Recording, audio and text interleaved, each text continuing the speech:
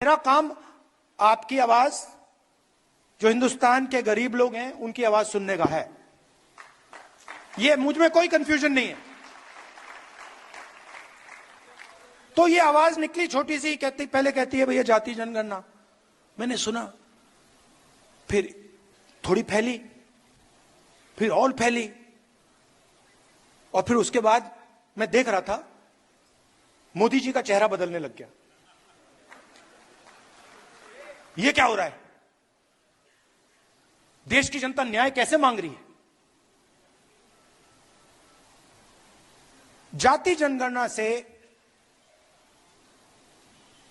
सब कुछ साफ हो जाएगा। हिंदुस्तान के हर गरीब व्यक्ति को, चाहे वो जनरल कास्ट का हो, दलित हो, आदिवासी हो, पिछड़े वर्ग का हो, माइनॉरिटी हो, महिला हो, जो भी, सबको पता लग जाएगा कि इस देश में हमारे हाथ में कितनी पावर है, हमारे हाथ में कितना धन है, मतलब हमारा क्या रोल है। और मैं गारंटी देके कह रहा हूं कि जब हम हिंदुस्तान के एसेट्स को देखेंगे, हिंदुस्तान की पूंजी को देखेंगे, उसमें आपको दिखेगा कि वहां पे ना कोई दलित है, ना कोई आदिवासी है, ना कोई पिछड़ा है।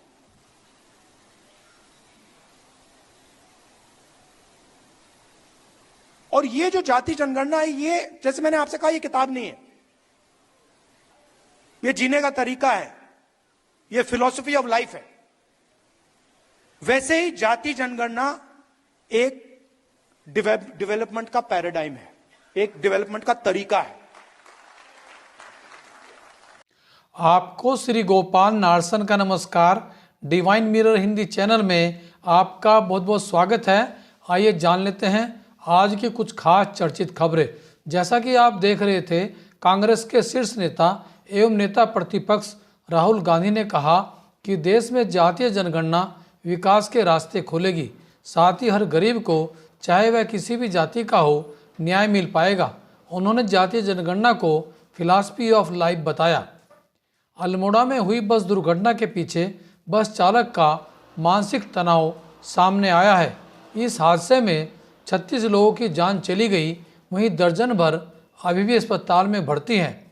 आरंभिक जांच में पता चला है कि बस चालक दिनेश सिंह को किसी को 2.5 लाख रुपए का भुगतान करना था, जिसे लेकर वह मानसिक तनाव में था। चालक की सीट के पीछे बैठे यात्रियों को भी उनका व्यवहार तनावग्रस्त लगा था। उन्होंने चालक को समझाना भी चाहा, लेकिन तब तक बस खाई में जा गिरी। अमेरिका में राष्ट्रपति पद के लिए हुए चुनाव में डोनाल्ड ट्रंप ने 277 इलेक्टोरल वोट प्राप्त कर बहुमत के साथ कमला हैरिस को हरा दिया है। इस प्रकार ट्रंप अमेरिका के 47वें राष्ट्रपति के रूप में चुने गए हैं। वे जनवरी 2025 में राष्ट्रपति पद की शपथ लेंगे। उनकी जीत पर प्रधानमंत्री नरेंद्र मोदी ने उन्हें बधाई दी है।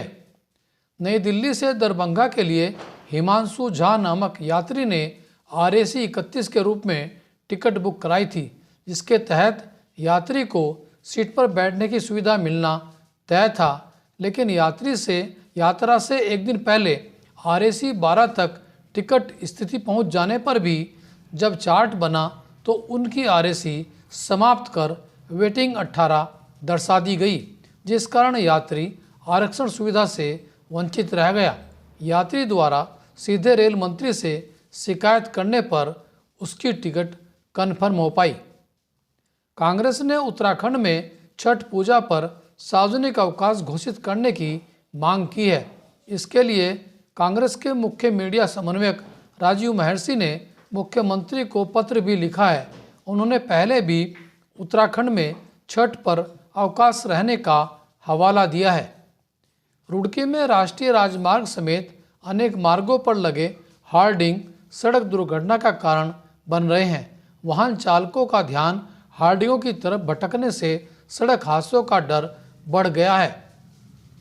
पश्चिम बंगाल पुलिस ने फिल्म अभिनेता मिथुन चक्रवर्ती के विरुद्ध भड़काऊ भाषण देने के आरोप में मुकदमा दर्ज किया है। उक्त मुकदमा एक ऐसी चुनावी सभा में दिए गए भाषण पर दर्ज किया गया है जिसमें केंद्रीय गृह मंत्री अमित शाह भी मौजूद थे। सीएम योगी के बटेंगे तो कटेंगे के बयान पर पूर्व सीएम अखिलेश यादव ने कहा कि जनता ऐसे नारों का समर्थन नहीं करती। उन्होंने कटाक्ष किया कि अंग्रेज चले गए और इन्हें छोड़ गए। और अंत में देखिए आज का हमारा यह प्रेरक वीडियो। गुरुदेव के चरणों में शास्त्री परिवार का अनंत कोटि नमोस्तु। प्रश्न पे आता हूं गुरुदेव कि खट्टा या मीठा अचार में कितना सारा एडजस्टमेंट होता है। आम का स्वभाव खट्टा होता है, शक्कर और गुड़ का स्वभाव मीठा होता है, मेथी का स्वभाव कड़वा होता है, मिर्च का स्वभाव तो हम सभी जानते ही हैं। नमक की प्रकृति में लवणता है, राई की प्रकृति में कसैलापन है, फिर भी अचार ने कितना अच्छा सामंजस्य बिठाया है कि सभी को अच्छा लगता है। हे गुरुदेव, हम जॉइंट परिवार में नाना प्रकार के सबके अपने अलग अलग मन रहते हैं, लेकिन कैसा सामंजस्य बनाएं कि कम से कम अचार की मधुरता हम सब में ऐसी ही बनी रहे। अब आज जो आपने बात उपस्थित की अचार की, बहुत अच्छी बात की कि आम की खटाई और शक्कर की मिठास, उसमें नमक है, मिर्च है, राई है और मेथी है, सब मिलकर के मधुरता देते। ऐसी मधुरता हमारे अंदर कैसे आए? आराम से आ सकता है। इसका रहस्य बता दूं? इसका रहस्य केवल यह है कि ये सब एक बरनी में रहते हैं। पहला रहस्य, एक बरनी में रहते हैं। समझ गए? सब के सब एक बरनी में रहते हैं और सब एक दूसरे का गुण लेते हैं।